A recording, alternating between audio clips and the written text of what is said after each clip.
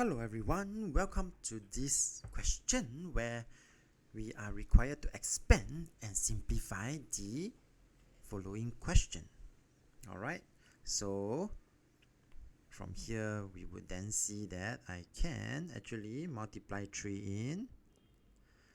So we are going to expand and simplify, and I will get 6x plus 3, and this is a positive 4. Multiplied by 4x will give me positive 4x. Positive 4 multiplied by negative 5 will give me negative 20. And therefore, finally, you will then see me continue to simplify.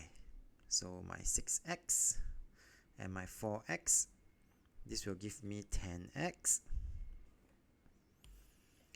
And my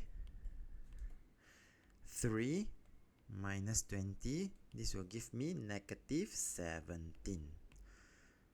With that, we have come to the end of this video. If you like this video, do give it a thumbs up. Thank you for watching and have a nice day.